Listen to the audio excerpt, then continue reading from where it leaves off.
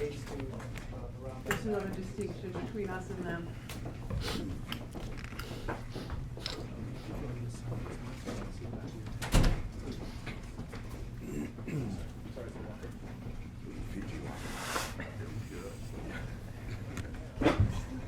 Uh-oh, thanks, Fran, for putting that there. What's that? You got better water than the Tribune. Well, listen, thanks for coming in. Before we do anything else, we thought this is gonna be streamed live and also be on our website. And I'm gonna guess that 90% of all people aren't gonna watch the full hour and a half. So most people watch for about 10 minutes. So we thought we would ask you, if you could, to just, to the camera, to our live listening audience, say hello and maybe for 1 minute and just talk about why you run for mayor. You know, so you can say, hi, I'm Bob Fioretti and I'm running for mayor. And here's why, just for a minute, so people can do that. And then they get on the rest of their lives. So, anytime you're ready. Would you like to start? It'll be fine. Yeah. Hi, I'm Dr. Willie Wilson, and I'm running for mayor to try to make some different changes. I see things somewhat of a different way. Not taking a salary, not taking any money from you and your major corporation. I'm putting my own money into this race because I want to come from the heart. I think if I'm going to owe anybody anything, it should be the citizen of Chicago.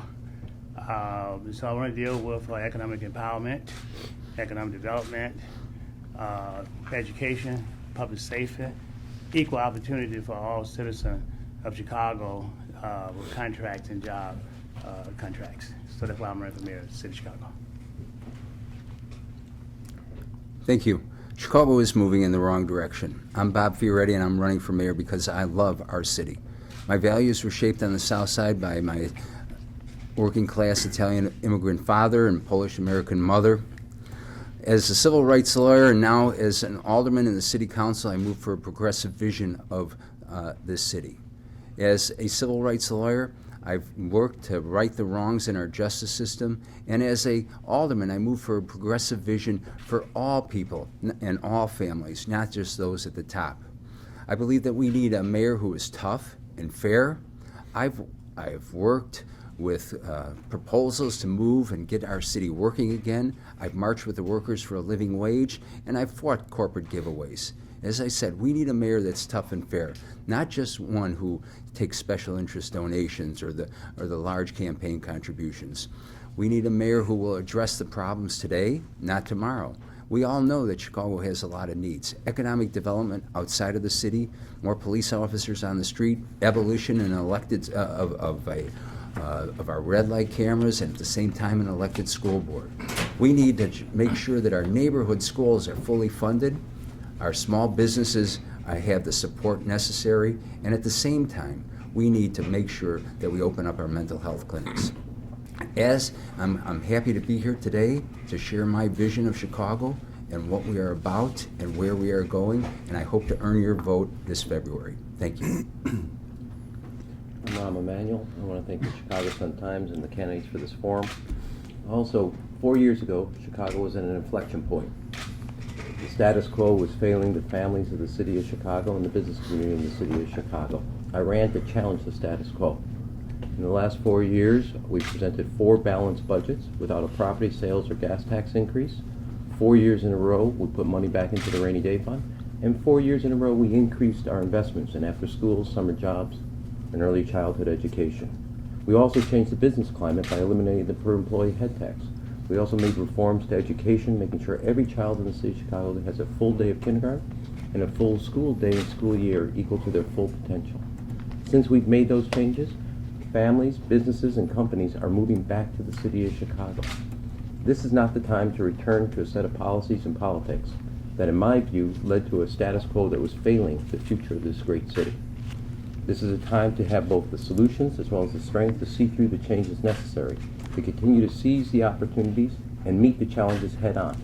And a candidate with a record that's not only made the changes, but refuses to allow that failed politics in that shortchange this great city, but will double down on the strength and the solutions to seize the opportunities to continue to build the greatest city in America. I'm Bill Doc Walls. I'm a candidate for mayor of the city of Chicago because there are two Chicago. There's a world-class Chicago and there's an underclass Chicago. That world-class Chicago is beautiful, it's safe, it's tourist-friendly, it's robust, it's full of resources and unlimited opportunity for Rahm Emanuel and the other 1%ers. That's the Chicago that the mayor and the media love to brag about and showcase in the magazines. But then there's that underclass Chicago, the Chicago that nobody wants to talk about. They lie and they whisper when they speak about it. Decaying neighborhoods, unsafe streets, people dodging potholes and bullets, abusive trigger-happy police, inferior city services, no jobs, no schools, no parks, no economic development, slumlords, food deserts, vacant lots, boarded up buildings, red light cameras, blue light cameras, speed zone cameras, fines, fees, and assessments making people's lives uncomfortable. Chicago needs to turn and move in a direction that's beneficial to all of its citizens. Under Rahm Emanuel, Chicago is the most racially segregated city in America. We have 77 communities in Chicago. 22 of those communities are 96% black. 90% of blacks live in just 22 of those communities. Those 22 communities are food deserts. Those 22 communities have more potholes than any other community in Chicago. Rahm closed 50 schools, primarily in the black community, affecting those students and their parents and the communities that we love. So we need to turn Chicago into one world-class city, and I'm the one candidate that can do that. Good morning. Thank you for the invite this morning by the Sun-Times to share some thoughts about the future of the city of Chicago. I'm Commissioner Jesús Garcia. I live in a great Chicago neighborhood in the same bungalow that I've lived in for the past 24 years. I have been married for 38 years to the same woman, and we have three Well, there's a headline. beautiful grandchildren. And don't talk to his wife. Why? Chuy can have the rest of my minute. As I said, one woman for the past 38 years. I have been blessed. I'm running for mayor of the city of Chicago because the neighborhoods in Chicago have been left behind. Neighborhoods from Beverly to Rogers Park, from Englewood to Jefferson Park have been left out. How do I know this? Because people in Chicago have told me so as I've crisscrossed the city. We are not part of this administration's plans. Why? The mayor right now is seeking to cut the pension benefits of city workers. Lunch ladies who rely on a $30,000 pension to survive would be living below the poverty line. Why? They want to spend our tax dollars, our property tax dollars that are locked up in TIF funds. They want to take this money and give it to $55 million to the richest man in Illinois so he can get richer. Why do they think like that? They want to give $55 million to this multi-billionaire and his hotel chain while city workers would live under the poverty level. That's not right. That's not my city, and I know it's not your city either. Thank you. Well, listen, thanks for coming in again. This is an endorsement session, so we're really going to try to focus as much as we can on the issues. We really want to sort of articulate to our readers what are the big issues facing the city and what are the best solutions. That's what the emphasis is. We encourage you to sort of have a little give and take, but we hope it's very respectful and gives everybody a chance to get their 2 cents in.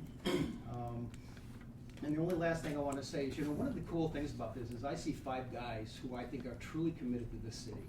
I really do. I mean, you have different views of what makes a better city, but like most of the people in this room, you grew up in this Chicago, you grew up in the Chicago area, this is your city, and you're here today because you really believe in it and you want to make the best city can be.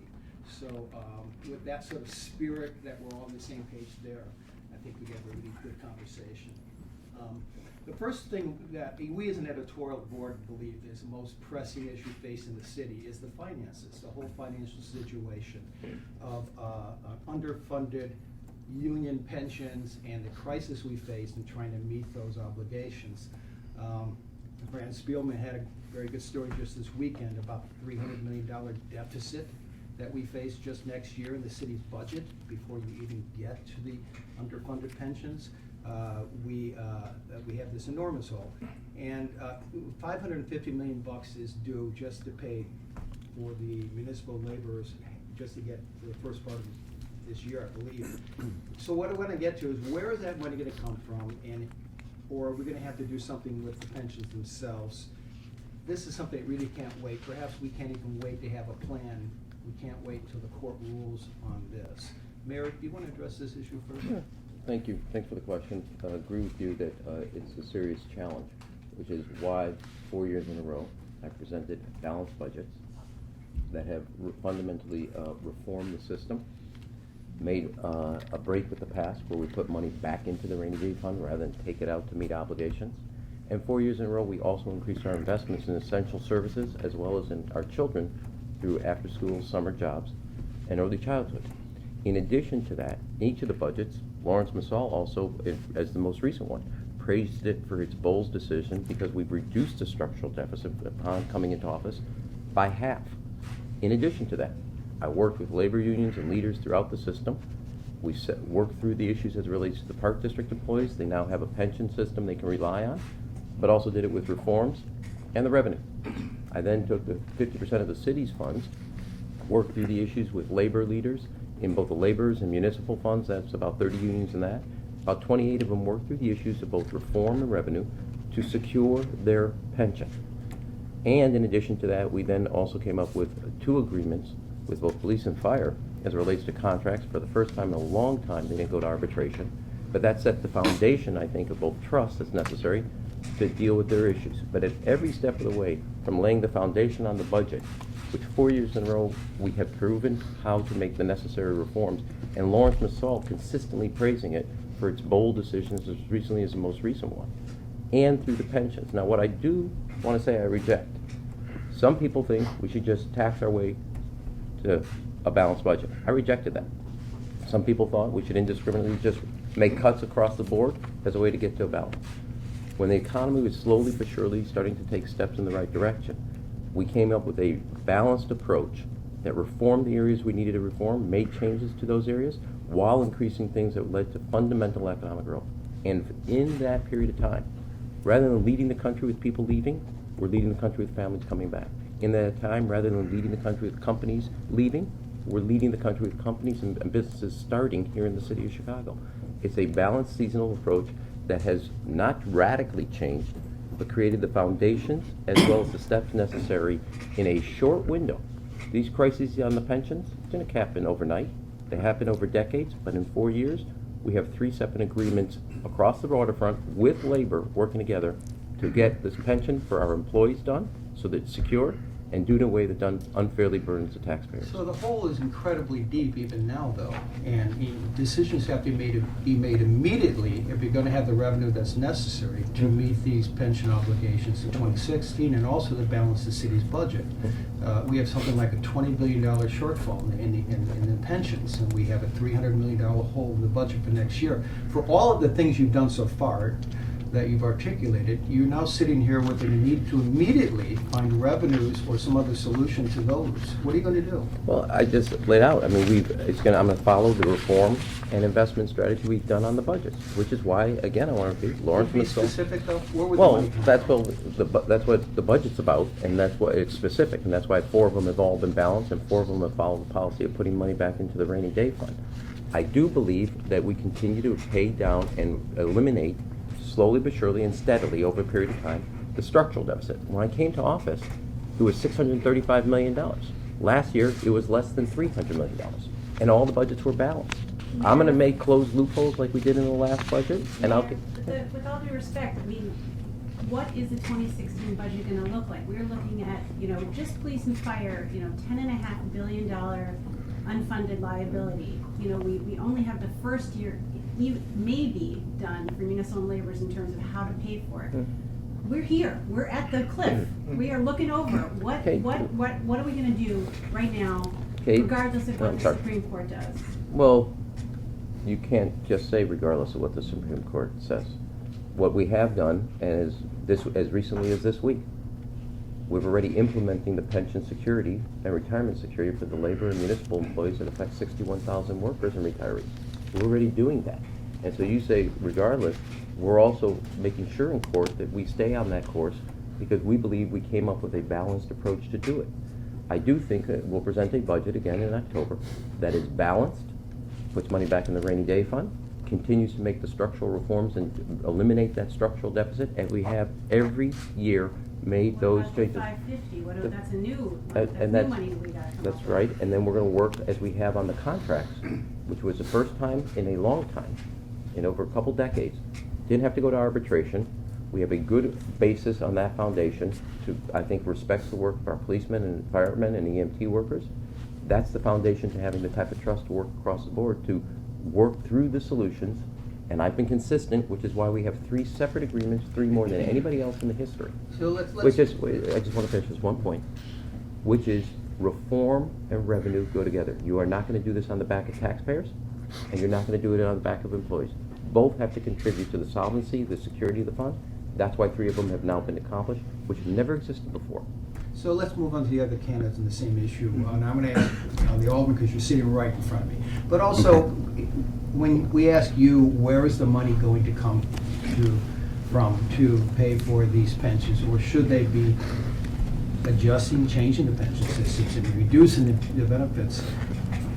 Can you tell us exactly where the money would come from? I think you're very much on record saying you're utterly opposed to any sort of restructuring of pensions.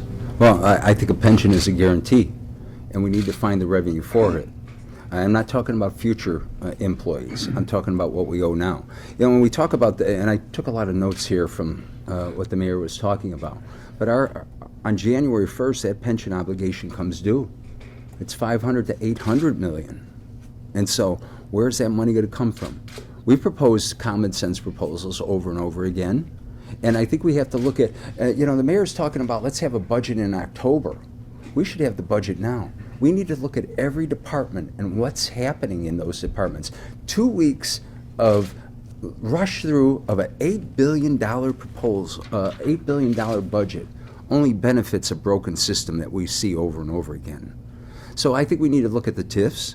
I think I'm the only candidate here who says no property taxes, because if we're not going to burden the taxpayers and the people of this city, we cannot raise property taxes. It will be another form of foreclosure. We are hard hit in certain wards, 6, 7, 8, 9, 14, 15, 13, 21, 34. So you're saying no property tax increase and no reduction of benefits for unionized workers, or requiring them to pay more income? For current workers, it's been a promise. And when we look at what you talk about the Supreme Court. Gotta give. Well, I think we need to look at what we're doing with our TIF programs. I proposed a commuter tax to fund the pension obligation bond for police.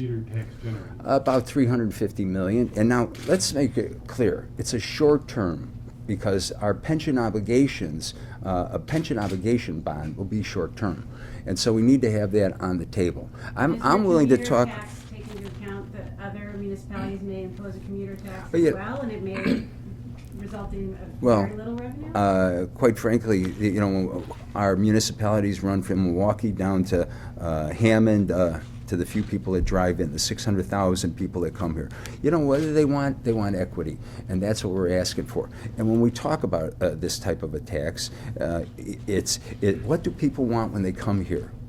They want safe streets, strong neighborhoods, and they want to make sure when the mayor talks about our police and fire and EMT, if something happens and that 911 is called, they want immediate service, no matter who you are, whether you're a resident here or a non-resident. I guess our question for you is, you've taken property taxes off the table. You've taken off the table the idea that of demanding that the union, that the benefits be reduced, or they pay more into them. You euphemistically call restructuring. Let me finish. Okay. And your solutions are things such as a LaSalle Street tax, a commuter tax or non-residents, all these sorts of things. We have yet to see any expert come out with an analysis that suggests those things can generate anything close to the money necessary. We're talking $20 billion in underfunded pensions. Well, let's remember that you don't fund it all at once. No, Our obligations are how we get up there. We need Right. $300 million. I don't mean to be. Right. No. I agree with you. And so when you use that big number, it's how we gradually get to that point. And so we have to balance it out. I mean, we all know we have serious financial problems here in this city. And it's the approach, the audits that we've talked about for quite a long time, from top to bottom on what we're doing with our $8 billion budget. At the same time, we need to look at our TIFs. I think we need to put everything on the table of revenue and discussions of revenue. As mayor, I'm not going to do anything that will hurt this city, and I think all these candidates may feel the same way. But what we need to do is put everything on the table for a discussion now. We can't wait till the October budget and the October hearings. Yes, I am taking one thing off the table that I believe will hurt people, and that's an increase in property taxes. When you say we need to look at the TIFs, I mean, what are you really saying? And do what with TIFs? Well, I think we can audit them, surplus them, close TIFs, continuing close TIFs that have. We all know that the downtown area is not blighted. We need to close the TIFs that are here, that are affected by it, and those can add revenue immediately in it. Let's not forget too that once we do something this year, we need to be prepared in the next subsequent years, because we have to keep adding money into that huge deficit that we have on our pension obligations. Can I ask you, this was a bad idea to end the head tax? I actually last night I was reading up on it, and I looked at it. There are some ways, because who did it affect more? Obviously the hospitality industry, the restaurant industry, they were the ones that really were coming out. Maybe we need to look at what we can do on restructuring. Some of the big corporations weren't concerned about it, but the smaller businesses were. And maybe we need to make exceptions across the board, and I'm open up to new ideas. Garcia, can I ask you about the same issue? In your questionnaire, we looked at it, you are adamantly opposed to a property tax increase, but also you're opposed to a LaSalle Street tax and a sales tax on services, and on the, the commuter tax, I think you're opposed to that. And you're opposed to every single tax idea that I've seen, but you're also not in favor of reducing pension benefits for workers. Something's got to give. What's the solution here? Look, a few points first. When the mayor ran for mayor 4 years ago, he said he would put the city's fiscal house in order. 4 years later, it's not in order. We don't even have a long-term plan for fiscal solvency in the city of Chicago, point number one. I believe that, and we have more indebtedness 4 years later into his incumbency. The Civic Federation may have said something positive about the city's state of affairs, but it praised the county's efforts at balancing budgets, and we made some hard decisions there. They said we were good stewards of public resources. Getting back to the question at hand of pensions, I believe that the Constitution will be interpreted by the Supreme Court as our pension obligations constituting a contract. So we have to be real about that. What I would do with that obligation, once the state legislature acts and either provides some relief or not, we'll have a good sense of what we'll have to do. I'm willing to take a portion of the $1.7 billion in tax increment financing to make a good faith down payment toward the pension obligations, to acknowledge that we have that debt and that we're going to make good on it, but then sit with the stakeholders, with the unions and the union leadership, to have an honest conversation about where we're at. That's really important. We don't have to pay the whole thing up front, but a good faith gesture would be important. If the court rules in the union's favor on this and says that you cannot unilaterally reduce the pension benefit, what leverage would you have sitting across from the police and firefighters to get them to reduce their pensions? The leverage of reality. They also live in the city of Chicago. They're stakeholders. Would they want to live with the implications of the huge budget cut that making the entire payment at one time would have on neighborhoods? I don't think so. What I have offered as part of the solution would be some important efficiencies, combining the city's Department of Health and the Cook County health systems together. This has been a recommendation made several years ago, I believe 5 or 6 years ago. We need to get serious about it. If I were mayor of Chicago, I would have a good relationship with the president of the county board to engage in such an endeavor, which could produce significant savings and efficiencies. Another area where we could collaborate, city and county, which would move us further along the line toward greater regional cooperation and real regionalism to make the area really sustainable into the future would be in the area of transportation. The Cook County assets in terms of its highway and transportation departments along with the cities could also produce significant savings. This isn't the panacea of the budget problem that we face, but there are significant contributions toward it and moving us along the line. Push on the TIF because, you know, the 1.7 and, you know, the city says 1.5 of that is already committed either to projects that are, you know, happening or, but a lot of it, a significant portion of it is debt for projects that have already, you know, that are already in place. I don't think it's this big pot of money just sitting there waiting to be rated. I mean, even if that's 1.5 is a generous estimate, maybe it's 1.4, 1.3. There's not a huge amount of money there to grab. Am I wrong? The TIF funds are no panacea by any stretch of the imagination, but there is some money there. Part of the problem, as you know, Kate, is we don't really know what's there because the information hasn't been forthcoming. It's been a private slush fund for the mayor, and we have to take him at his word in terms of what he shares. I'm not prepared to do that. I believe that there are some resources there. We need to find what they are, and we need to have a real forensic audit of the tax increment financing funds. They're taxpayer property tax dollars, and citizens need to know what is in there and what has been earmarked already. Can I just say, you know, our editorial board position has been that ultimately, at the end of the day, there's going to have to be some sort of large revenue increase, probably from property taxes. And we'd love to be proved wrong, but no one has shown us any evidence that any of these other sources either have enough money or they're constitutional, or anyone's done any analysis that they even work. I mean, the LaSalle Street tax is really something that came out of the Chicago Teachers Union with absolutely no numbers behind it. It's just a figure they pulled out of the air. So we're looking for people who will be utterly honest about what we think is the reality, which is that we're going to have some sort of significant revenue increases in a painful way for people who live here. And we're probably going to have to find some way to restructure those pension benefits. And I don't know if they're going to be willing to sit down and do that. Mr. Walsh, you want to address that? Yeah, first of all, under Rahm Emanuel, Chicago ranks near the bottom in terms of economic development when you consider urban cities around the country. He has not done a great job in terms of moving Chicago forward. In this last budget, he kicked the can down the road and didn't include the $550 million that we do have to face when it comes to pensions. You have to keep your commitment, your long-standing commitment to those employees who are existing. You have to continue to give them the benefits that they were promised. But you also have to look at managing those pension systems better.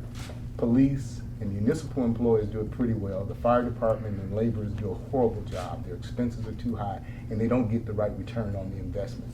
Next thing you have to do is move from a defined benefits program to a defined contribution program and allow those pensioners to have more access to their money. And you have to do that in a manner that doesn't hurt the existing pension funds, because it's the economy of scales. When you take money out of that, it becomes an issue. Most importantly, we have to leave everything on the table, particularly as it relates to stabilizing Chicago city government. So if it means putting a tax on those people who can afford a tax, then you consider that. If it means putting a tax on the 1%, then you consider that. You don't take that off the table, because we cannot go year after year after year under the same crisis financing that the city of Chicago has experienced. The other thing that we have to do is end the pinstripe patronage. We have to stop feeding the banksters. For example, Chicago has an $8.9 billion budget. $900 million of that is debt service. You have to transition Chicago from a debt-to-fund services revenue and expenditure system into a pay-as-you-go revenue and expenditure system. Year after year, we're paying our bills, paying our rent, using a credit card. We have to get to the point where we have money in the bank, and it's not that difficult to do. Yes, there is some money available in the surplus, the $1.7 billion. This year alone, we're going to have another $432 million for TIP funds. So you have to make a bold commitment. You have to pay down that debt immediately. You have to save money through the process of bidding. You have to enable more contractors to bid on projects that the city has. And the way you do that is you unbundle the contracts and make them smaller. You provide wrap-up bonding and insurance. You allow contractors to lease the equipment rather than require that they own that equipment. And then finally, you have an access to capital loan so that they can pay for their equipment and their labor. When you do that, you have many more contractors bidding on projects and the cost will come down. One contractor says, I'll do it for $100,000. Another says, I'll do it for $99,000. Another says, I'll do it for $98,000. Sold to the lowest, most responsive Mr. bidder. Wilson, we had a chance to talk about this. You're a businessman, right? Yeah. So I'm gonna guess when people came up to you in business and said, this is what something's gonna cost and this is what we have to pay, you said, I have to see the numbers. What do you think of all this? I think you are opposed to LaSalle Street tax and some of these other taxes. Can you kind of weigh in on this? Yeah, I am a business person. But not only that, I worked my way up through the ranks. I came from picking cotton, chopping cotton, 7th grade education. That's it. I worked my way up to a $60 million company today, an international company. We're taught to how to cut budget and find ways of saving costs. You know, here's what I would propose to do. I don't have all the answers. I'm a business person. I'm not a politician. I think what's wrong with the city today, we have too many politicians. You know, so I'm doing this, dedicating my life to public service with no money, no cost. I would do this, whether it's right or wrong, but I would do this. If you keep talking about tip money, other money, this money, that money, raising taxes, that goes on the citizens of Chicago. We don't want to do that. Because when you raise taxes, real estate taxes, the citizens lose their home. You're going in reverse backward, all right? When you raise taxes on corporation, CTA taxes and things like that, they pass it on down to the citizen. You pay 3 cents more for milk or eggs. So stop kidding ourselves. You know, we're not going to play games with people's livelihoods, all right? What needs to be done is you take those bids that the city have, bid them out fairly. When I bid for business, we have to come in at the best cost and talk and work things down. I would take an open back up Magfield. When they closed it, it did about 200 million. Estimated another runway in there about 300 million. So a start. You take those contracts and those jobs, make sure they equal to all the citizens of Chicago contracts and jobs. I will open up a casino. When you go to the casino in Indiana, Bless you. in Joliet, those places, you'll see Chicago stickers on those. But the jobs and the contracts is out there. Now, the survey was done last, I think it was about $800 million to $1 billion a year. Amortize that over a period, okay, of 10 years. You know, and then let the citizen own the casino, you know, so that way it help drive the taxes down with the citizen. Then the other thing you don't do is this here. There's a principle thing here. When I look at the mayor at $30 million, he owed his mayorship to the $30 million people who gave him $30 million. In my world, we were fine. You know, who playing who? He put a person on the school board, all right, and doing business with the city of Chicago school board. His brother got share in his taxi thing. This is a fundamental principle. This is a moral issue. You know, I don't take money from. And let me tell you another thing. The union. I don't want money from the union, right? Can I finish? Right? I don't want money from the union or nobody. That's why I put my own money into it. Here's why. If I take money from people, big money from people, that means I'm obligated to them versus the citizen, all right? And I'm not going to be that way. My wife, I have enough money to make it for ourselves. The rest of it, we're going to give it to the citizen, truthfully. When you get into contract, people giving you $40 million, I question that, all right? But I will also lower the taxes in terms of in the city because gasoline, when people buy gasoline, they go buy outside of the city. What are you doing then? You're driving your citizen outside the city to buy gasoline when they should be buying it in the neighborhood. Mr. Wilson, can I ask you a quick question? You know, so you didn't fill out our questionnaire, and I checked out the questionnaire you filled out for the Tribune, and most of your answers were, I don't have an answer, I have to review this, or I'll use my business experience. you know, these issues have been on the table for a long time. I mean, why should we endorse you if we're just hearing some of a journal, you know, kernel of your plan now? I mean, why not fill out a questionnaire? Why not put out a platform? Why don't we know more about where you stand on these issues? Let me tell you something. Whether you endorsement or not, I'm not looking for that. I'm looking for the citizen. All right. The questionnaire situation, I'm busy out here trying to make sure I get on the ballot, which he made me spend over $100,000 to disenfranchise my voting thing. I don't got time to fill out paperwork. You know, this mayor here fought me to the last minute until he found out I went over the $12,500 that we needed. Do I got time to fill out a questionnaire when I got 50 people a day down there going through those petition thing? You know, to get on the ballot? If I fill out a questionnaire and don't get on the ballot, it's useless. I made a business decision. Wasn't there to disrespect you or anybody, but first thing had to come first, you know? But that's the answer to your questionnaire thing, all right? But I would take that approach. I'm only taking a business approach. I'm not a politician, so I'm not going to say things to make sure somebody vote for me for trying to get their vote. You know, I come like I am. Judge me for what I am. I work. I've had over 20-some thousand employees work for me. I know how to cut budget. I know how to make ends meet. My record, and also we were giving away approximate $25 to $30 million to our church and community organization. You know, judge that. All right. I'm not really here to ask for endorsement from you guys. Endorsement if you like to. I mean, that's fine. But the real situation is our citizen. You know. That don't have the job that you have, that only make $25,000 or $15,000 a year. I just had a question for Mr. Walls, and it's on the business side of it. You have a company. Yes. Can you talk a little bit about your company, the amount of sales that you had, how long it's been in existence? Yeah, I've had a company since 1977 called American Shirt Shack, and I've considered myself to be semi-retired for the last 10 years or longer.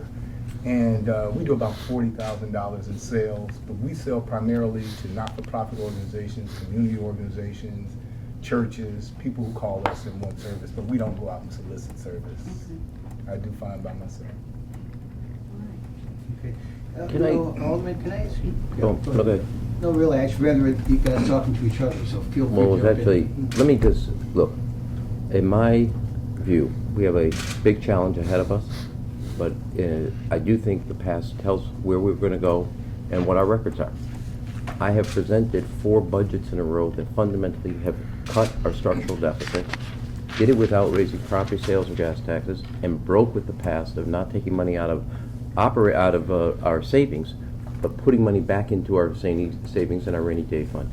Each of the budgets have been praised by Lawrence Massall and the committee for their bold decisions and in a responsible way restructuring our structural deficit. Paid it down in 4 years in half, even though it took decades to get out. Second, I didn't wait on the Supreme Court. I didn't wait for anybody else to give us a green light.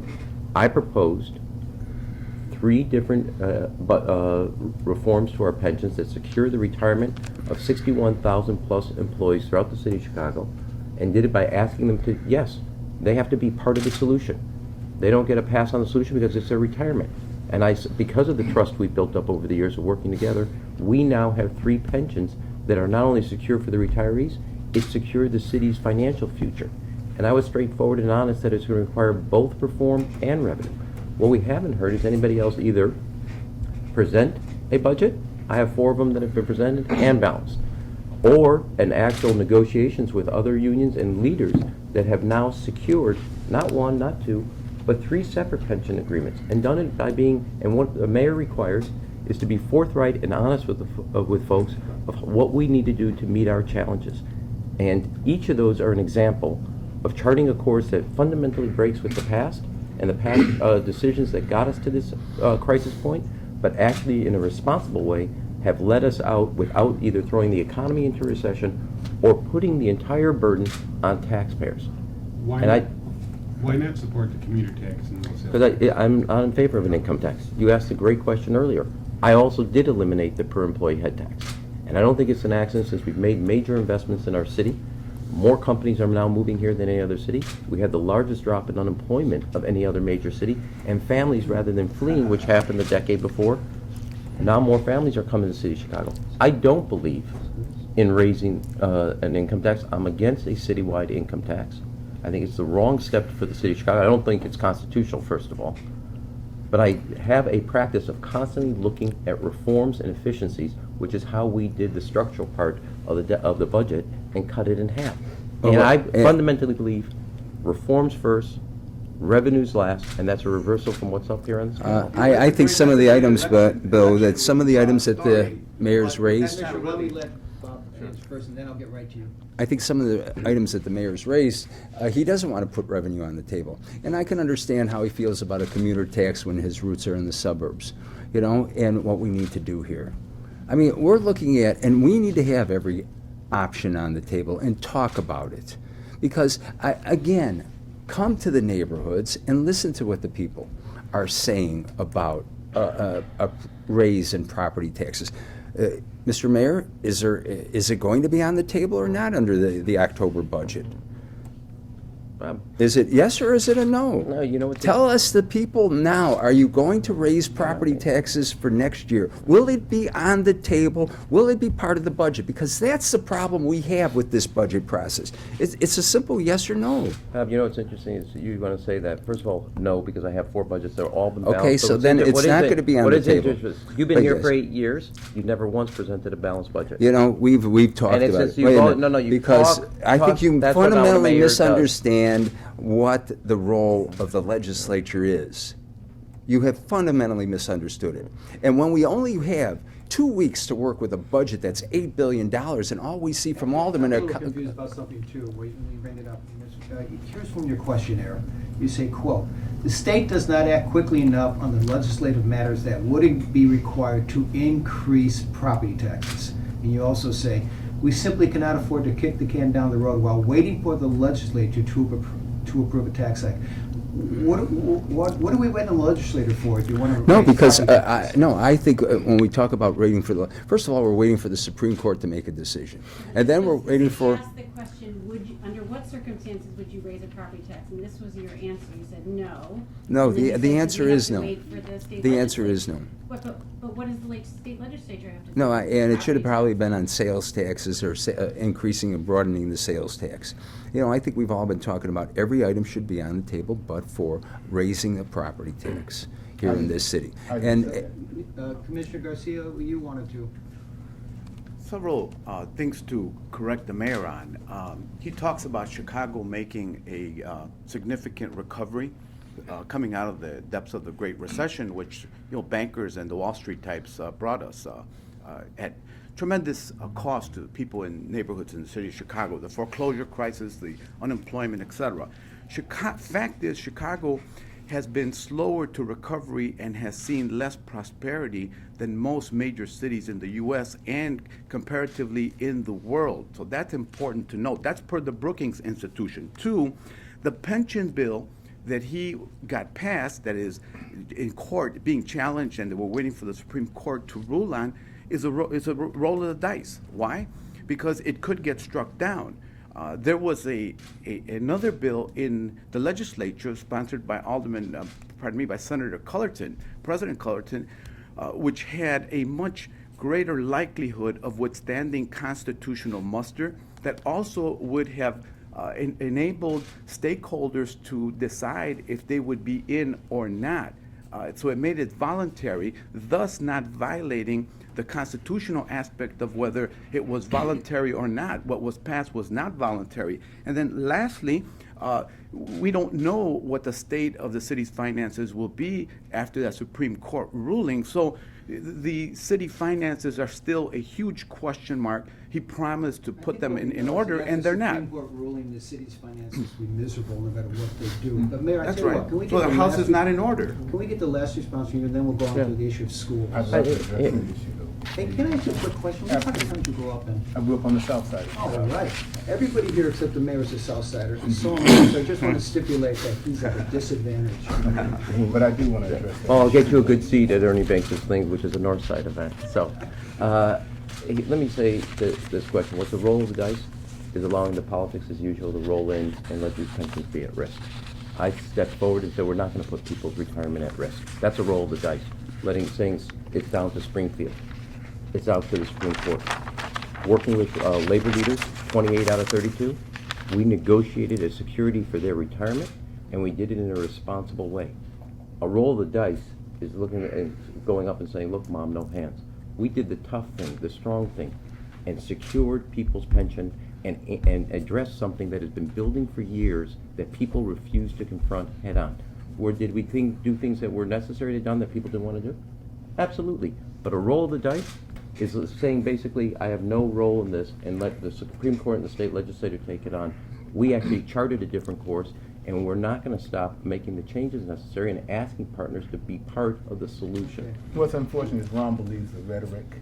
His budgets have been a disaster. He's balanced his budget based upon fines, fees, assessments, and regressive taxes aimed at poor people to benefit the 1%, to benefit the banksters, those bankers that he has association with. The first year in office, he spent all of his time talking to those persons who are millionaires and billionaires and bankers and investment capitalists and venture capitalists, but spent no time talking to the people in the community. His programs don't reflect the things that the community needs.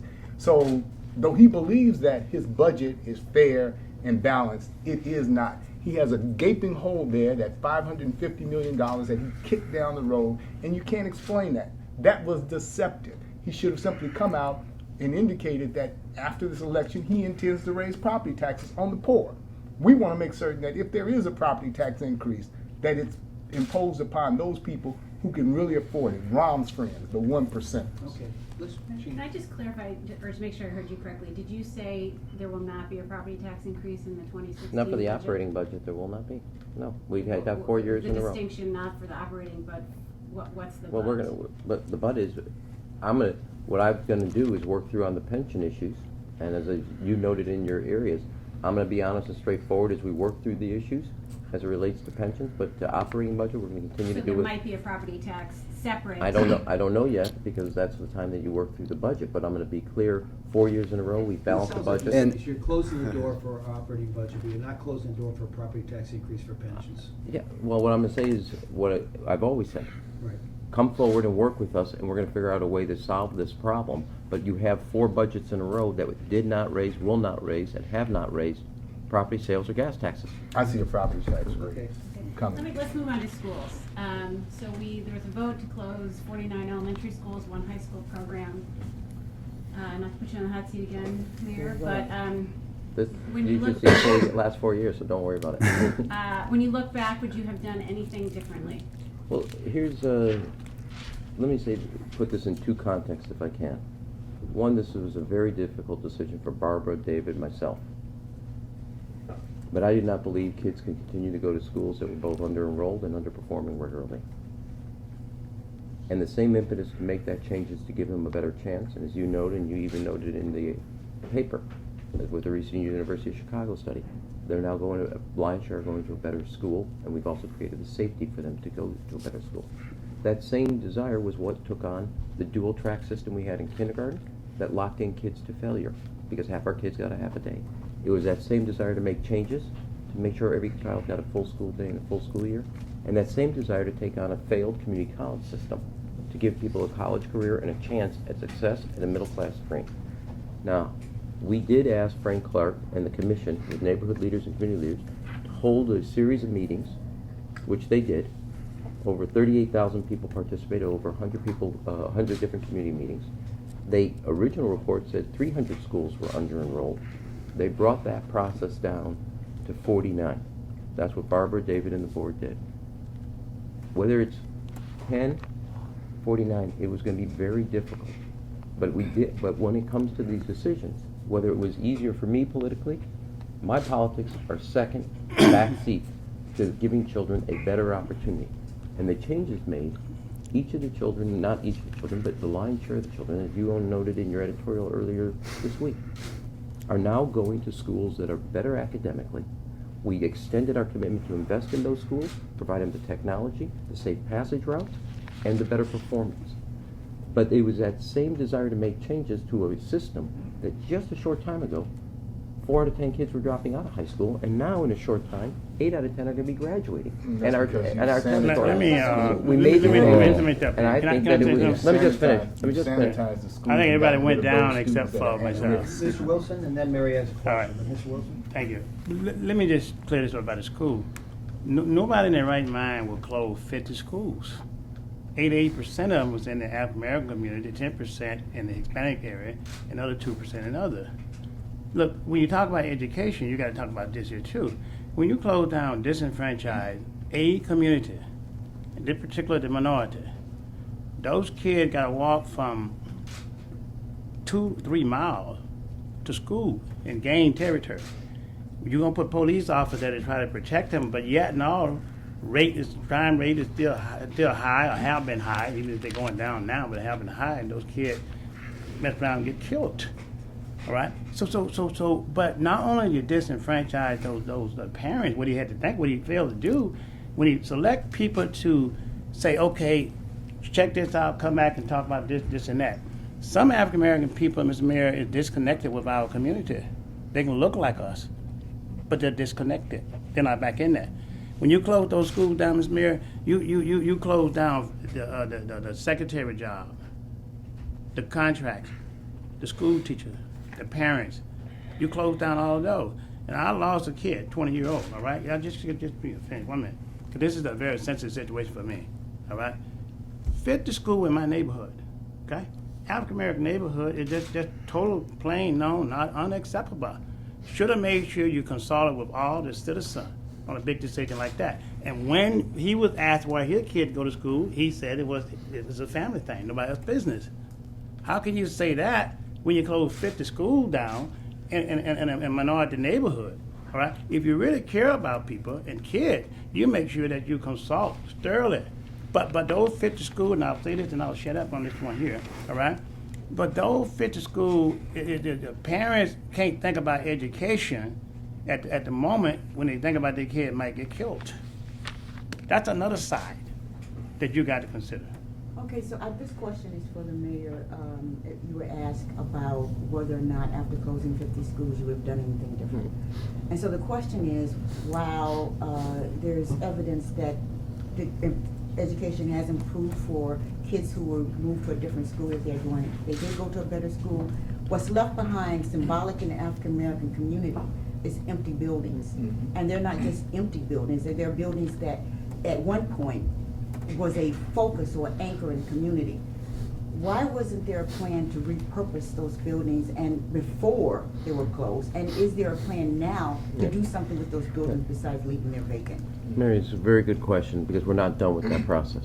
First of all, if you go to like Libby School in Englewood, it's now the new center for both a parent early childhood center for children. So it's been repurposed in that area. Prior to that, we have this great high school called Chicago Shy Arts. Every year it got moved around, brings kids from all over the city in the arts educational area. It's now at Lafayette School and has a permanent home. We are working with the alderman, which is exactly the process we've set up. And in some places, we're looking now at some of those buildings becoming housing. They're being thought about with the community for incubator space for new technology and other repurposing. So we're not done. And the way you did that, because when we had the final list, was to execute the plan on the school consolidation and fulfill that if we're going to have safe passage routes, which we've now gone from 25,000 kids to 75,000 kids, you have to make sure that gets done. If you're going to make sure the kids have a better performing school within 8 blocks or less, you have to make sure that's done. We're not done with the process, but getting the kids to a better performing school was the #1 priority, and that's what I stayed on the system to execute. And then now the second part of that process is to then look at each of these individual schools in different areas and how do we reprogram. I gave you 2 examples. How long do you think that process will take? That's what I'm asking. How long will there be empty buildings? I can't, if I sat here and said, it will be done by here, that would not be an honest answer, and I'm not going to do that. Some will move quicker because of what other people, developers are interested than others. But we're working consistently with that process to see us through. I'm the only candidate for mayor of the city of Chicago that has a vision to maintain those schools. First of all, there's never closed schools in our communities. Communities are built around park schools and libraries. We would have maintained a portion of that building for education purposes. But then we would have created a police substation in that building, a Department of Human Services office in that building, a WIC office in that building, a regional CPS office in that building, therapy for those students who are mandated to have therapy, but we would have maintained that as a school building irrespective of the fact that there was under-enrollment and the school was underperforming. They were underperforming because of your administrative policy. You have responsibilities. Over the last 4 years, you've allowed those schools to go down. The reason you don't close schools is because when a child leaves or is forced out of one school and sent to another school, they lose 6 months of education. They have to go in and get reacquainted with students as well as get an understanding with the teachers. Those students then become at risk. Some of those students left good performing schools and were forced to go to lesser performing schools. The thing about education is it's not one size fits all, so you can't just talk about these children in a vacuum as though they're just widgets. These are children, these are real lives, and it shows a lack of vision on the part of this mayor and his administration. So you reopen those schools because someday those vacant lots that result from your fast-track demolition of housing program are going to turn back into houses and homes for families with children. Consequently, they're going to need schools to go to. Many people decide where they're going to move based upon whether or not they're parks, schools, and libraries. If you close down all the schools, why would somebody want to move into that neighborhood? Well, in that regard, then, and this question for everyone but the mayor, because I think I know where you're coming from. But could you guys grade Barbara Byrd Bennett in terms of her role in education in Chicago, how things have gone? What grade would you give her? Well, I would give her a F like I give a mayor, because the fact of it is that, and I would give some of the aldermen the same thing. Some of the aldermen voted 100% with the mayor. They're responsible for those schools as well, We have to get them out of the office the same way we're going to get him out in the next 3 weeks, And let me give you an answer to the school thing, what I would do, okay? Those 50 schools that are closed up, I would first consult with the community, see how many would they like to open back up. And then let's say that they decide to say 50% of them open up. I would take those other 50%, which maybe 25, and put trade in those schools. So that when a kid comes out of school, they can go to school and get a trade. When they get out of trade school, we can take and do business with them from the city of Chicago, that they can then become business people, entrepreneurs. That would I take with those schools and do them that way. Then they can turn around and open up those other schools and put like a shopping center with different type of business in there, that you spend these billions of dollars a year from the Chicago contract, people that's outside in Arizona somewhere, spend it within the city itself so you got economic empowerment. That's a good use of those schools. And that's from a business perspective, not from a political perspective, But I would get rid of the mayor, I would get rid of her, I would get rid of those alderman people because they vote 100% with him. Why in the heck can you vote 100% with a mayor all of the time? First of all, I think on some... Yeah, I'd like to, it's been a while since we went to this side, all the way to this side, if I may. Look, on Barbara Byrd Bennett, I would give her a D-, recognizing that she takes orders from the mayor, and that that low grade is due to what she implemented at his directive.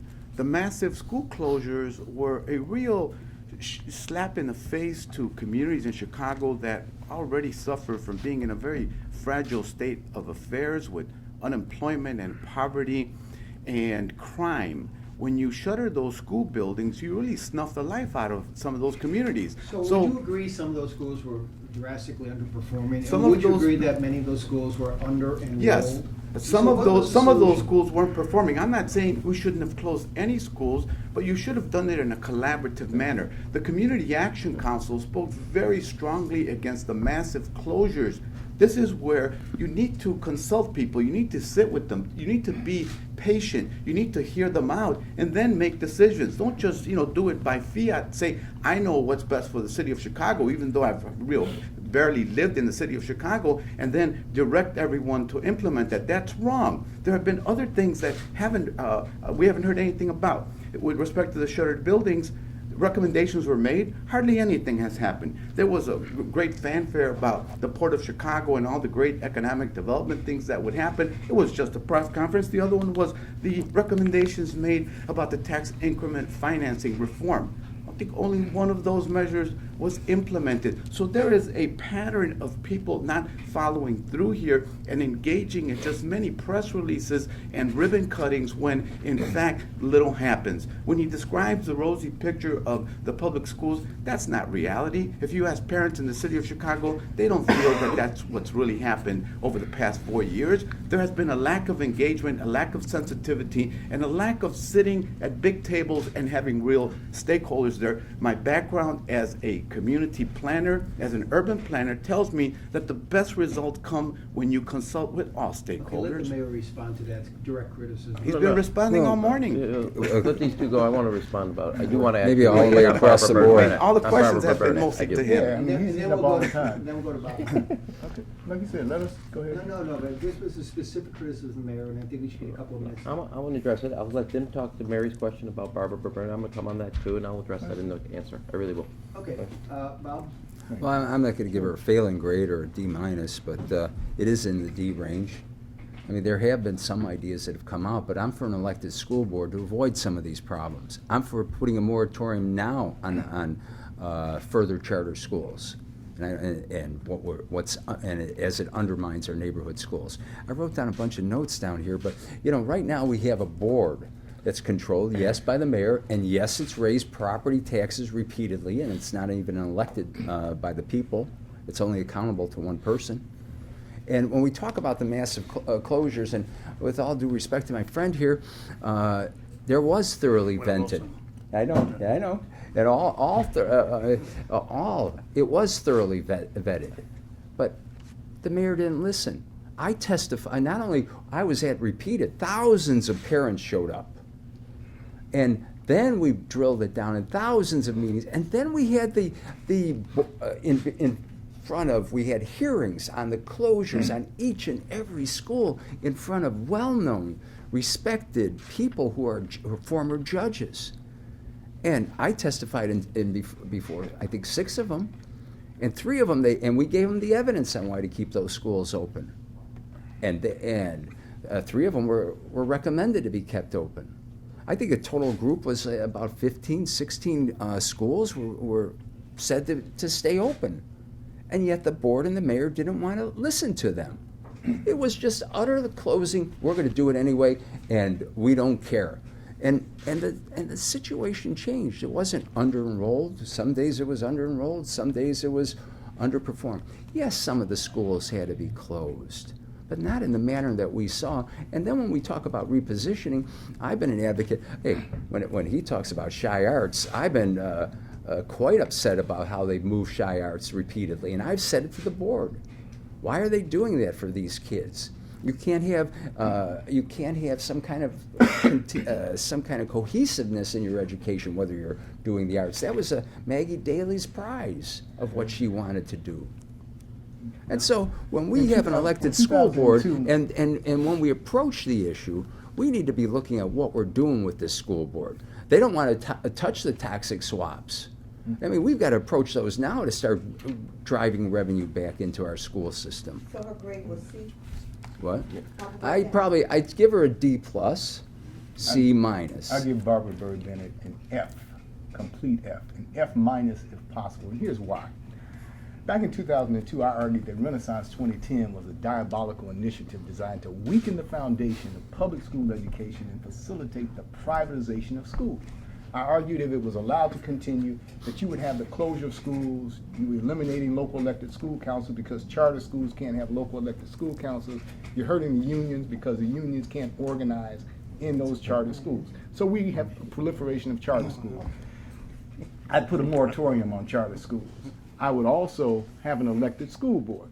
Now, Barbara Bennett and Rahm Emanuel have sanitized Chicago public schools. They've gotten rid of all of the disadvantaged, the at-risk, the attitudinally and socially challenged students. So now you have cream of the crop, and certainly it looks like the numbers are going up. It's not because of anything that they've done programmatically to make Chicago public schools better. It's all about eliminating those students that were problems. The first school that they closed, this was prior to Rahm, was Inglewood. They sent those children over to Hyde Park. Violence spiked. It was student against student, student against teacher, student against parent, parent against teachers. We warned, this is not the way to go. So we know that they continue closing schools because they want to put children at risk, want those children going to school across gang lines. That is intentional. Okay, so Mayor, the criticism is, from some, is that this was all an intentional effort to destabilize the school so they become more privatized. The other criticism from, I think, Mr. Garcia involved is that the process was not open and I'm gonna answer, democratic yeah, I'm gonna answer both of those, okay? First of Yeah. all, I wanna go to Mary's question. I'm gonna give Barbara an A, because she is both the first CEO to be both a teacher, a school principal, and brings those perspectives to her job. And that's essential in what you want a CEO. Whoever's mayor, you're gonna be, part of your judgment is who you select. I'm proud to have selected Barbara and her leadership.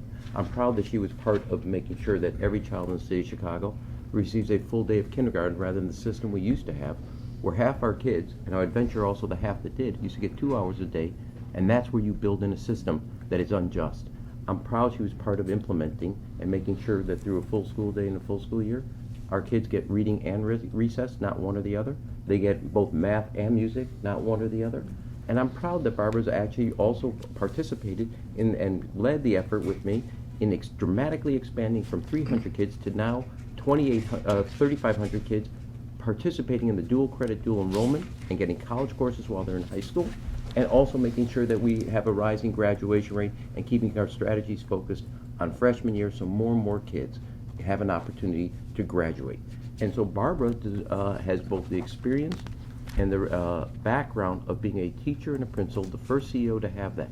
And I think that's essential to have there, and I'm proud that I appointed her. More importantly, I'm proud that she's willing to be a leader and be responsible for making the fundamental changes to a school system that was failing too many kids when 4 out of 10 just 3 years ago were dropping out of our system. And I'm proud that she's part of ushering in an era where now 8 out of 10 are going to be graduating.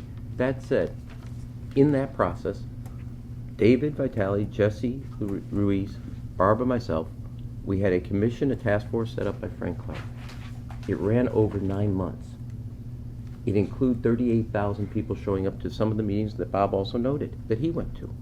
Then it identified, and it had over about 100 of those sub-meetings. It then identified 300 schools that were under-enrolled. It narrowed that list down to 49. That is the process that was put in place to listen to people, make changes, hear what they had to say. Was it perfect? No. Did it finally end a process where kids were trapped in a school system and a school that was not only under-enrolled, but consistently underperforming with no venture to ever go somewhere else? Did we do the important things to give them a better future at a better school?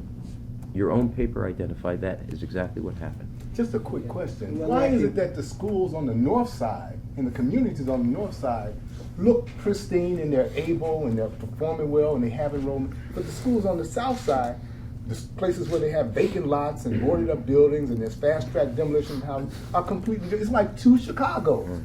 Rahm Chicago, the place where he lives, is fantastic. The schools do really well. He's responsible for all the schools in the city of Chicago, so obviously he has dropped the ball when it comes to the south and west sides of the city of Chicago. You can't argue that that's not true. And when you factor in the layoffs that occurred as a result of the vacant school buildings, it hit those areas harder. Coupled with the layoffs that have occurred in the city of Chicago and the disproportionate impact in the areas of Chicago that are poorest, that have the highest levels of unemployment, it's only exacerbated things. So the amount of investment that has been lost as a result of that in real wages and benefits to people on the south and on the west side have been very disproportionate. Let me add one more point. I'm sorry, Mary, on this one thing. The very schools where we expanded full-day kindergarten and now we have universal pre-K for all 4-year-olds with family needs are the very communities that people are saying that we got left behind. And they, in the past, were the very communities that were shortchanged by a system. Yeah, but we that was collateralized our children by social impact bonds. And at the same time, we've talked about they didn't listen. They just didn't listen. The whole thing was a charade. I was never going to testify before the board. but I heard some of the testimony on the radio, and I went down there and I gave what I thought was, as Doc talks about, why is the difference between the schools? Income inequality is the driving force here. I mean, when we talk about a school in the South Loop that can raise $117,000 from parents' night one day, and then on the far west side in the second ward, they can only raise a few $1,000s. Then we have problems. But how do you fix that problem? Well, That's- first of all, what I have done in many of the situations where folks come in, and we've collaborated and brought companies to help some of the schools. But at the same time, nobody listened on the board.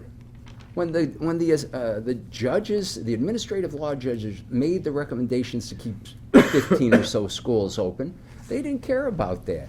They just went otherwise. And it's a question Let me of tell you how we hearing fix it. and listening. The question is, Sure. and your campaign is kind of built around this, and that is, there's two Chicagos. Certainly. There's a north side Chicago, and there's a south, and I think everybody knows that there's Okay. a lack of investment on the south side and on the west side. What is your economic plan to change that? Because you already talked about spending tips on something other than, investing in the community. How do you see it, and how are we gonna change that? Okay. What's your plan? You have to have diverse, inclusive, mixed income communities, first of all. That means you also have to have open enrollment schools so that people who don't necessarily live in those areas become acquainted with those areas because their children are not going to good schools in those areas and they're not restricted simply because they live outside of the boundaries.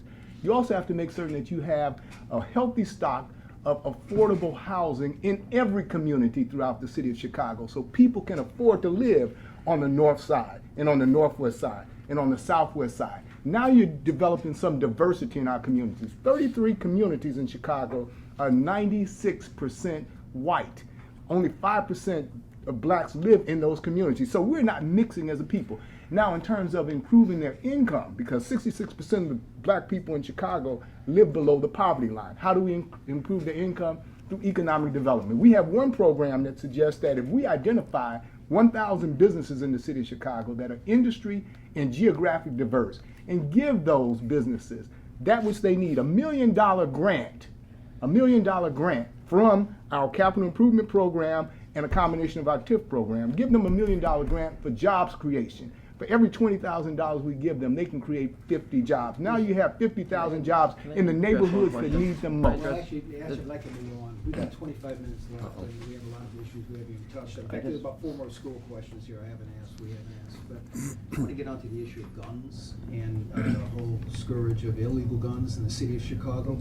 I remember, Mayor, you on, I think, Jay Letterman, one of those guys, and you talked about the whole problem of guns coming over from Indiana. You're very blunt about it.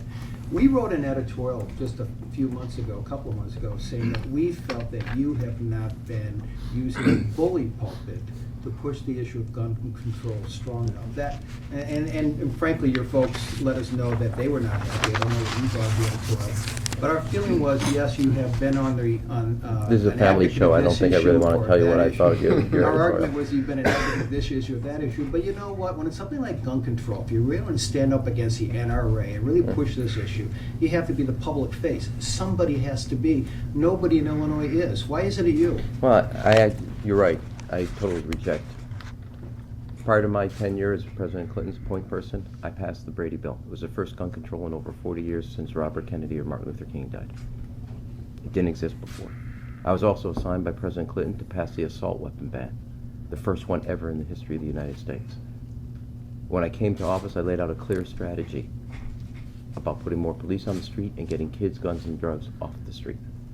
And I've actually passed, when the court struck down the city of Chicago's gun control legislation, put in place a new ordinance and new policy that is now seen as the model for gun safety in a major city. So you're right, I totally reject your assumption because I don't think it's accurate, not only in my record, what exactly I've done, not only as mayor, but let me just, do you want to ask it while I incubate it, or can I just finish? Finish. Okay, and so I actually do reject it because it's not accurate. And I have been down in Springfield and met with legislators and recently testified to how I think we have to change our sentencings around drugs, to refocus our sentencings and our penalties around guns. And I believe fundamentally that, and I've said it as recently as yesterday, Fran was there, and I said it repeatedly throughout my career, that gun control is a major effort and that we have to do that because it's not just about police, it is about giving kids an alternative to with after school and summer jobs activity, but it's fundamentally to change the amount of guns that are coming into the street that are coming both from downstate and the surrounding community.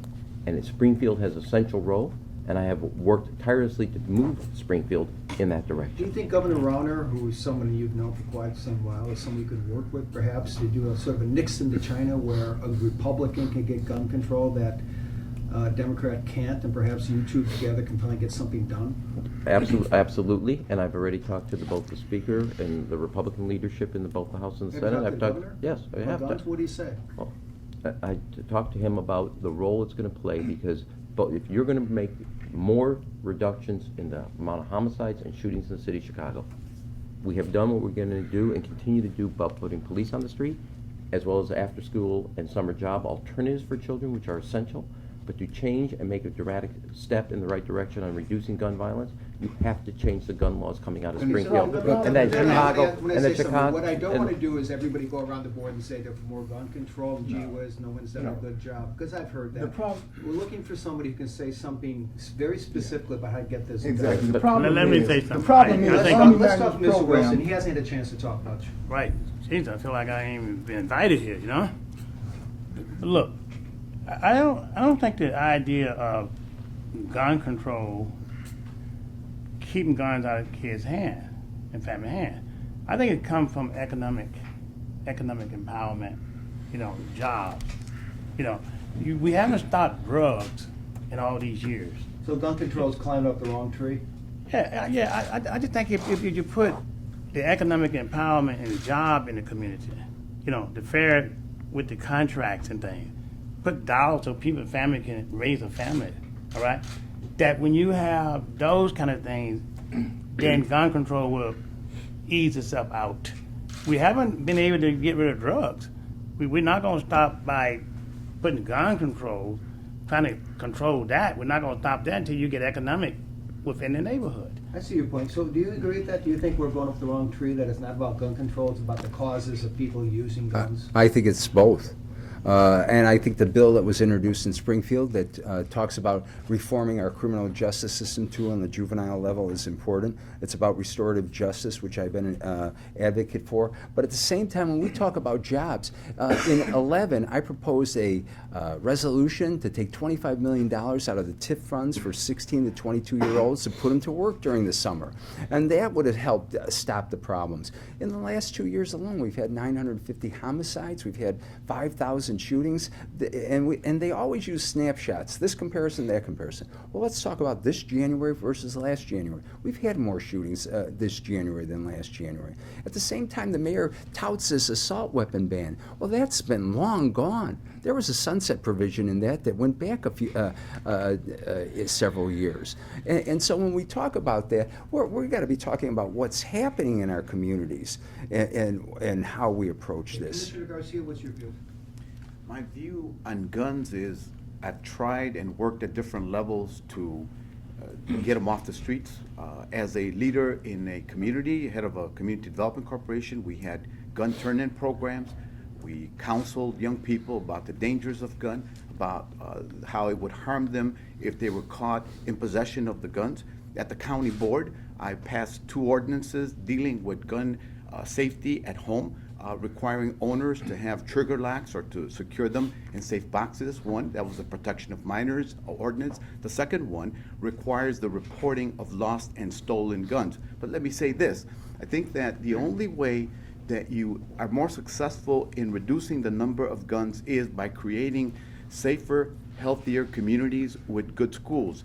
If children don't have the time to hang out on the street, to be recruited by gangs, to be lured into the drug culture, you have a much better chance of them learning how to reject those types of that lifestyle. The other very important part of it is going to be as we roll out an initiative around restorative justice in Chicago and Cook County, we're going to learn conflict resolution in communities that oftentimes feed young people into the juvenile justice system, and it tends to become a pipeline into jail. And I represent Cook County Jail on the county board in my district, so I understand the connection very well. Unless we provide safer communities with good schools, we can't create healthy communities that provide jobs, that attract new jobs into Chicago, including from the manufacturing and technology sector. That's why my emphasis in this campaign is to build healthier communities by making them safer and by ensuring that there are good schools in Chicago. Okay, but that's not gonna happen overnight. We can all No. agree that safer communities is not just gonna wake up the next morning and everybody's safe. Correct. How do you lead on the issue of illegal guns? I mean, what is it right now that you can do? Okay, so all of my opponents. Let's not let the commissioner look, finish on one, by talking about my experience in a neighborhood, seeing too many killings, knowing the children who have died as a result of gun violence, using the bully pulpit in that regard to really illustrate and to share with people, with legislators in Springfield, about the reality in Chicago. Kids have been shot near my house within 25 feet, within 75 feet, within 100 feet. And there's a school right by my house. There's a church right by my house. It's still a great neighborhood, but it's one of the biggest problems that we face in terms of the daily life that tears at the fabric of community. We need a variety of tools, but I think that I would have the experience to be the bully pulpit and to share and convince legislators that they've got to stand up to the IRA in Springfield. And all of my NRA. opponents, all of my opponents. Mandatory minimums for people who are illegally carrying guns in the community, and I picked up, do you support the idea that they should be locked up for a mandatory period of time? For someone who has committed a crime with a gun, I support stiffer penalties. For those simply carrying, I don't. There is a disproportionate impact on minorities, we've seen it, and that is my concern. That for those who have committed a crime, I favor stiffer penalties, yes. Okay, but not if they're caught just carrying one illegally. No, No, because I don't sometimes think they're that forced to carry them by gang members, by the higher-ups in a gang, and they're also victims of that reality in Because- disenfranchised communities. Because shootings are up 26% in the black community and throughout Chicago, and arrests are down 15%. So a lot of people feel they need to carry. They say they'd rather be judged by 12 than carried by 6. Now, let's talk about the process. All of my opponents talk about what happens after the illegal guns and drugs are in our community. Remember, the supply preceded the demand. Even with drugs, they gave people drugs to get them hooked. They give them guns so that other people feel unsafe and need guns. So what do? We better protect our ports, airport, waterways, railways, and highways to stop the flow of illegal guns and drugs before they come into Chicago. So you enlist the support of the state police. You enlist the support of the suburban police. And everybody is on the same page, on the same wavelength, to make certain that those guns don't end up on our street, because once they hit our streets, it's way too late. And it's not difficult to do that. All it takes is coordination and communication between the various policing agents. So is that a no? You don't support the mandatory? I support mandatory when people have been caught with a gun that they used in a crime. But not if they just picked caught with an not illegal just gun. caught with an Can illegal I gun. just say one thing? I've spent my public life fighting the NRA, which is why they've opposed my congressional races, why they oppose what I've done to help pass legislation on both the Brady bill, the assault weapon ban. Too many parts of our city, there's too much familiarity with gun violence and the sound of gun violence versus the sound of laughter of children. I fundamentally believe we need a change to our gun laws, but it has to also be done in a way that also reflects changes we have to make throughout the criminal justice system. The criminal justice system is not set up to fight gun violence. That's why you have to reduce the mandatory penalties associated with narcotics and minor possession. We've done a model like that as it relates to marijuana in the city of Chicago, giving police discretion. But then You said all 15 times more blacks who are who are arrested as opposed to ticketed. So let me when you just talk about no, those, I no, understand, no, but when you talk about those programs, it I is gave you a not chance gonna to be- finish, I know, remember? It Let is me- not going to that's be fair. fairly. One second, Okay. I'll be through in just a moment. Okay. It is not fairly administered. Blacks are giving stiffer sentences. They're not giving station house adjustment. The same is true when they're caught with illegal guns. But, Okay, okay, so I'm gonna- can he finish? yeah, there's 2 points I just want to make. So you have to change the criminal justice system so focus on gun violence and take away the time and resources that are spent on minor narcotic possession. Second, the long-term solution to this is a rising graduation rate in high school. The common thread of those who are both victims and perpetrators of gun violence is the dropout rate. And the reason it's so essential to focus on what happens at our high schools and an increasing graduation rate is because those kids who come across the stage and get a diploma, they have a future they're thinking about. And if they have their future they're thinking about, an opportunity to look forward to, not only for themselves, but something else, they are not going to do something stupid today. So both the opportunities, let me just 1 second, the opportunities to address gun violence immediately is changing the criminal justice system so it's focused on it. The opportunity long-term is to also make sure more and more kids are graduating so they have a future they can look forward to, and they're going to invest it in themselves and do and stay on the right side of the tracks. Okay, here's what I'd like to do. We only have about 10 or 15 minutes left, and I want to use it well. So if you want to give one last very brief, succinct response, and then I want to move to one last topic. And I really think we should look at the bill in Springfield that's before us. I think it has a lot of merit. I looked at it last week, and I think we need to have the judges have to continue to have discretion on this issue. But at the same time, when the mayor talks about how he's moved to do certain things in terms of the war on drugs, he forgot about his past history when he was an advocate on the war on drugs under the Clinton administration. He was an advocate on cutting welfare benefits at that time. And so when we look at what we're doing here, we need that holistic approach. I've been an advocate for let's make sure we get our schools. And when we talk about the now, I received a lot of college credits from Olive Harvey, and that was when I was in my high school. And I went to Gary Chico at one time. I went to Cheryl. Let's reinstitute those programs, in which the mayor is now talking about that they are doing. I'm glad about that. But at the same time, we need jobs during the summer. That's why that $25 million out of that TIF could have avoided a lot of the problems that we had in 2012. And why? Because people, when you're tired and you come home after, and I found the state grant this year and last year. I had 45 kids last year, 35 this year, $9 an hour from low-income families that came from all over the city that worked in the Second Ward. And I brought them to the Police Academy, Fire Academy, Shed Aquarium, Field Museum, and the City Council to get engaged. And some of them are now being tutored over by police officers. Some of them have been helping out at one of the museums. And that's what we need to do to get kids engaged. Because remember the young man from Urban Prep who got caught with a gun? And here's a student that was on his way. And if we don't have the ability and the discretion in the judges, his mistaken path when his grandmother gave him the judge, he'll never find a job in this society. So let me ask this one other question. This is maybe too soft a question, and I'll get soft answers, but I'll try. I'm curious to know what you think your vision is of what Chicago will be in 20 years. You know, when I was a kid growing up in Chicago, on 79th Street, even then you could smell the stockyards on a bad day, you know, and it was pretty awful. And now I'm sitting here and across the street at the 871 high-tech incubator setup over there, which is very, very impressive. They represent two different Chicagos, one that was my grandparents and one that is ours. And I'm trying to understand, what is the economic base of the city of Chicago going to be in 20 years? And I know you're all going to want to say it's going to be everything. It's going to be manufacturing, it's going to be service, but I really think that a mayor has to make distinctions and put their focus here or there. So, you know, Commissioner, would you like to start? Certainly. I think the future of the city of Chicago rests in redeveloping the neighborhoods and the former industrial belts that the city had, which were located on Chicago's south side and west side to a great extent. Most of the manufacturing of that era was located there. I think that Chicago has the potential to maximize its position and its advantages, especially given the great assets that we have in the area, the field of transportation, rail, highways, air, and its port.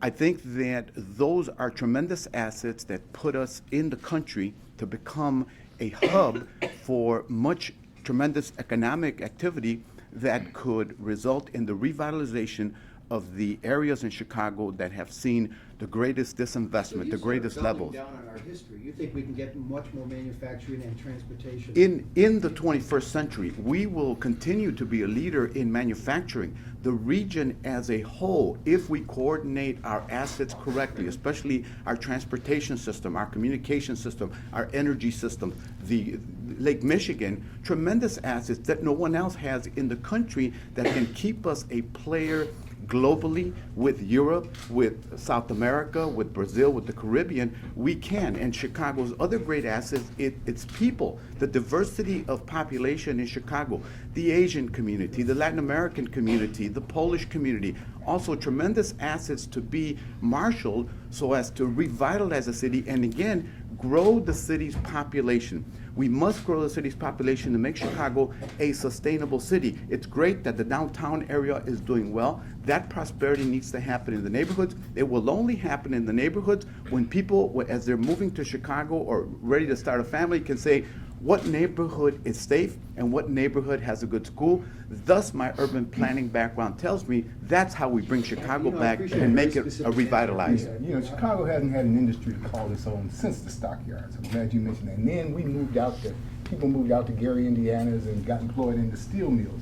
When China took over the steel industry and people moved back to Chicago, they had no skills which were applicable to the new technology and the new jobs. Our best hope rests in small businesses in Chicago because many of those small businesses are just gems waiting to happen. Given the opportunity, they can develop products, goods, and services that can be introduced into the global and national stream of economy and bring new money, jobs, and opportunity back to Chicago. We cannot exist as a service economy because that's like eating at your own flesh. Rail and air transportation and those kinds of things, only a few people can afford that. The poor are getting poorer in Chicago because we don't have an industry that provides certain good services or products that the whole world needs and brings new money and new infusion to Chicago. And that's why I've suggested seeding our small businesses now, giving them an opportunity to develop their products and market those products so that they can bring jobs and opportunity back to Chicago. Otherwise, we will not continue to exist. Focused answer to small business, Mayor? Well, 20 years from now. Well, 20 years from now, Chicago is going to still be a very diverse, vibrant economy. That my number one goal is to make sure it's a city also middle-class families can live in and afford to raise their children in. Now that means, where you said earlier on, I kind of slightly disagree. The fact is, Chicago's strength is that no one sector of our economy drives more than 13% of our employment. New York's driven by finances, Hollywood by LA by entertainment. Chicago's diversity is its strength. One of the things I've tried to do is build up actually a tech economy that we didn't have before. But the biggest strength we have is that our people and their educational skills. So we continue to outperform the country as a whole, where 36% of the people have a 4-year college degree here versus 27% in the United States.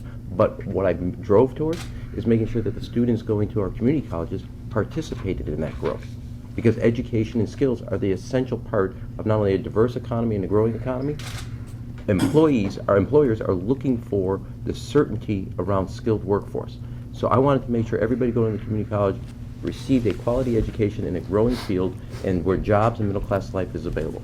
Second, people are coming here because we have an incredible transportation system. We're the inland port of America, which is why I dedicated Olive Harvey just to transportation, distribution, logistics. Whether it moves on roads, rails, or runways, it comes in and out of the city of Chicago. That is a tremendous strength. Another school, Richard J. Daley, is advanced manufacturing. That's where Chicago actually is starting to see a cutting edge and strategic advantage versus other areas. Everything begins and ends with making sure that we have the best qualified, best educated workforce. That is our strength, including our diversity, and opening us up. And one of the other pieces of this, Chicago is the only inland city that has a global economic footprint. And that is a tremendous advantage, which means you have to continue to invest in both the transportation capacity, the technology capacity, but also raise the educational standard so everybody has a chance to participate in an economy that's growing and producing jobs across the spectrum of the diversity of our economy. Yeah, that's the trick. The trick is we have to get real jobs for real people in whatever economy we have. But see, that's what nobody. See, that's where I look at the hospitality and convention business. That's a big driver of over 100,000 jobs in the city of Chicago. By making sure Kennedy King was that industry, it's opening up 12,000 new jobs because people are finally coming back to do business in Chicago. But do they have the living wage? You know, when we talk about the convention trade and the what we're doing here, yes, we have these aspects about. But remember, the mayor talked about having a big port way back maybe 2 years ago in July, and using the Port Authority, and it was a failed system. It was just a press conference at that time. Thousands of jobs and nothing materialized. And when we talk about, yes, I agree with what we have right over here is a fantastic little operation. But look at, what is it, 1647. Look at the incubator that they've caused, that we should have throughout our communities that can create jobs. We still need in our high schools, trade and vocation. We keep forgetting about that. And we need to, we have a resolution pending that I put forward and is signed by the head of the Black Caucus there about what happened with our trades in our high schools. The hearing's not going to come about because they don't want to have that. We need to reinstitute that kids can use their hands. When we talk about this double diplomas and things, I have asked repeatedly to both of the former chairs of the community college system, we need to reinstitute that, and I'm glad they're doing that. But we need to look at tax-free zones. We need to look at finding livable wages here in this city, because you can't live on some of this hospitality numbers when your property taxes are going to be going up under this administration. Ms. Wilson, you have a final thought on that issue? Where are we going to be in 20 years? What's our economic base going to be? Well, I could say what it possibly could be with the right leadership, right? If you don't have the right leadership, you'll be still the same chaotic. I think leadership has started with the mayor himself. We have to make sure that we didn't have be showing people a certain favoritism. We must bid out the process, contracting job the right way. We must be fair to all citizens. We must make sure that Midway, O'Hare reflect the neighborhoods in which we serve. We must make sure that we didn't have to be paid off or bought out by $30 million, whether a major corporation or union. We shouldn't sell out to these people. We have to get rid of all of that. After we do that, with right leadership, then we can brand our city. So I guess the message you're all saying is, and one thing you're all saying is all the same, which is that no matter what we are in 20 years, we have to grow in a way that lifts all boats. All Chicagoans have to benefit from this. It cannot be extremes.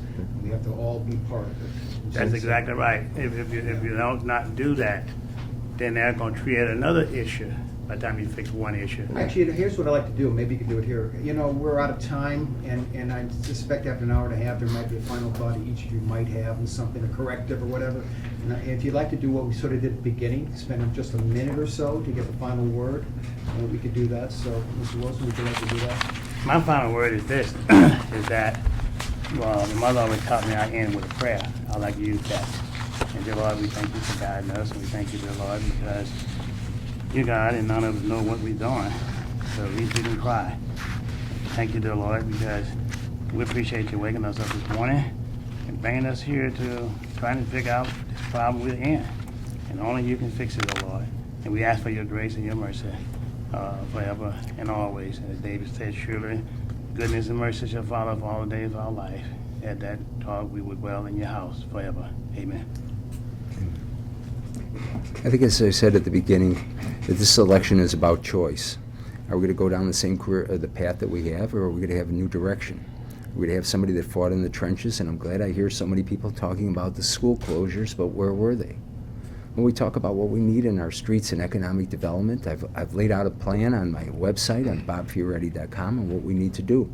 And we need to address, as we all say and we all know, the pension problem today, not tomorrow, because that tab of $500 million to $800 million will be there January 1st. We need a long-term budget process that has everybody included. And it shouldn't be just those 2 weeks, because who does that benefit? It just benefits the same broken system that we have, because there is no time to analyze that budget. And when we talk about, you started off with a fiscal crisis, but what is the real problem that we have? Yes, it is crime in our streets. There was, the mayor said in some neighborhoods that we hear the gunfire. But when we look at what happened in the month of December, where do the four most significant items that the newspapers reported on. The young man killed at Loyola up north. The young man who was unloading his car outside of Truman College. The father at 31 years old at Western and Ogden. And then over a jacket at 63rd, for a 15-year-old, 63rd and State Street. Crime is, and the cost is $2 billion on shootings, on what it impacts on us. If we don't solve that problem, we're not going to have a city, because that's what weighs heavily on what we do. And at the same time, we need to bolster those neighborhood schools. We've got to find the resources. You know what? I'll be down in Springfield doing what we need to do. But I went to my legislators, and if we couldn't find things, and I know the mayor likes to talk about how the TIF programs went to 75%. Well, not every school can have it, but I went to my legislators, and we found ways to fund our schools. We fund our parks from the state. And so we need to also reopen those mental health clinics, abolish those red light cameras that some people want reform for, because there aren't going to be any more new red light cameras out there. But at the same time, we need to make sure small businesses, which are what we heard about, is the backbone of this economy. It's the backbone. It's not these big corporations. And so we need to find ways to fund them, help them. And don't forget, and I've said it repeatedly, that for every 10 businesses that are incorporated today, only one will be here a year from now. So we need to help them, assist them, to make sure that they can grow, because the only way Chicago will survive 20 years from now is expanding our tax base by having good businesses. And my vision of what Chicago should be is where you can walk to work, walk to your shopping center, walk to your park, walk to your school, no matter what zip code you are, no matter who you are, and what you are. And at the same time, I've said it before, that if you think everything's going good here, then welcome to the 1%. But if not, I want your vote. I want the people to look at my platform, go to bobfioretti.com, look at what we said on the surveys and all of the things, and together. But Chicago won't move forward unless we all work together. And I want to thank you all for coming out today. Chicago is known as the city that works. But to be successful, it has to work for everyone. That begins and ends in our educational system, which is why I took on, and I said when I ran, we were going to make sure that we no longer have the shortest school day and the shortest school year in America, but every child received a full school day and a full school year. And that's what happened. I said we were going to end the dual track system, where some of our kids were shortchanged in their kindergarten years with only 2 hours a day, shortchanging them for the rest of their lives, because kids start dropping out of college in 3rd grade. So we changed that to make sure every child had a full day of kindergarten. And now we're going to make sure going forward that all 4-year-olds get pre-K education from families in needs and making it universal. I was determined to make sure that our community college system no longer was a failed system, and not giving and providing the opportunities that a college education provides people a ticket to a job, a career, and the dreams of the middle class life. So not only have we changed it to be more focused on careers, but we're going to make sure with the Chicago Star Scholarship that if you earn a B average in school, community college will be free. Families will not go into the poorhouse trying to give their kids a shot at the American dream. The big chance to make sure that everybody has a chance to participate is to take on and make the tough decisions, the necessary decisions, to change a failed status quo. We have done that in our school system. We're going to continue to do it, because by making sure that more and more kids graduate from high school and more kids have an opportunity to go on to higher education, picking whatever avenue they pick, we ensure that we are continue to be the greatest city in America. And the opportunity relies on making sure that you never accept the failed status quo that existed, and make the tough decisions, the necessary decisions with real solutions, and have the strength and the character to see them through. Not just make campaign pledges or sound bites, but telling people the honest truth of what you have to do, the choices you have to make, but always making sure our kids' education is foremost. That's how the city that works stays a city that works for everybody. Under Rahm Emanuel, it's clear that the city of Chicago is moving in the wrong direction. And he believes the things that he says, that the Chicago public schools are getting better, while 71% of young black men drop out or are kicked out of Chicago public schools. 97% of the young black men between the ages of 18 and 25 are wholly unemployed, they're totally disconnected, they're not welcome in the parks, the schools, the libraries under this administration. They go to jail. Cook County Jail looks like the jail for black folks. Some people walk in there and they say, now, where's the jail for white people? Because whites get station house adjustment, blacks get arrested, and they can't afford to fight lengthy court battles, so oftentimes they simply submit. They take a plea deal, and they end up with their lives ruined. That X on their backs follows them for the rest of their lives. It's the system that's being set up by this administration. When you close schools, you send children across gang lines, when you criminalize handguns to the extent that this administration has, when people are simply fighting for their lives, when you have food deserts in those communities and people don't get good nourishment, they don't get fresh produce, fresh meat, fresh dairy, you're setting people up for failure. The bottom line is we need a mayor in the city of Chicago who understands what the average person feels. Rahm Emanuel and my other opponents, all members of the 1%. Their policies are good for 1% people. I fight constantly for the 99%. The unfortunate thing is the 99% don't have the money to finance the high-profile campaigns. They're suffering. They're living check to check. They understand that the 1%ers don't represent them, but they don't know how to fight them. So what we have to do is come together as one city and demand that everybody be given equal opportunity and a full chance at developing and following their hopes and their dreams and achieving the ultimate dream. We have to establish irreproachable public safety services, develop and efficiently maintain our public infrastructure in every city in the city of Chicago, every neighborhood in the city of Chicago. The black community has 5 times the number of potholes as other neighborhoods. It's a burden on people. Our children were greatly affected by the closure of those schools. 90% of the children affected by those school closures were black children. So it's easy to talk about underperforming schools, but you've been responsible for those schools for the last 4 years. If they're underperforming on your watch, and if your solution is, okay, I've ruined those schools, now let me close them down, that's not a good solution for Chicago. It doesn't demonstrate concern for all of the children in the city of Chicago.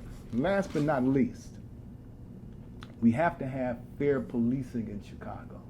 Our Citizen Review Board would help to make sure that policemen are held accountable when they're out of line. We have to tear down that wall that separates cops from communities and make certain that children, young black men who aspire to be police officers are appreciated by their peers and celebrated by their peers and not looked down upon because of the relationship between police and community. We can move on, but I will point out that if people want more about your policing program, it's very articulate on your questionnaire, and they can see it online at sometimescandidates.com. Commissioner? Chicago is at a crossroads. On February 24th, Chicagoans will have an opportunity to choose if they want to continue in the current path or if they want to take an alternate path.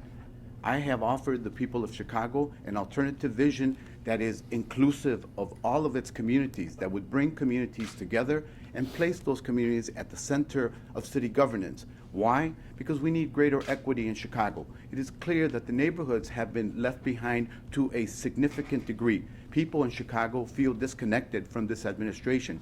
They feel that they don't matter. That is why teachers, transit workers, healthcare workers, and others have supported my campaign.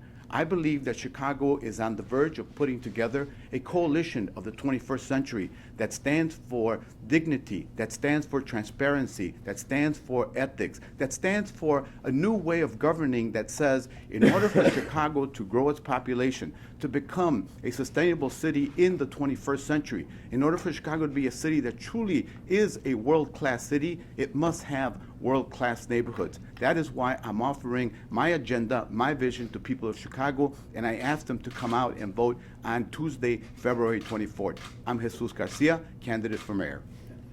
Thank you. Thanks to all. Thank And you. let me say for Dr. Wilson, we Thank did you. submit a completed questionnaire twice for Thomas Frisbee. Why you guys don't have it, I don't know. I sent copies to Mark and to Mary, so please retract.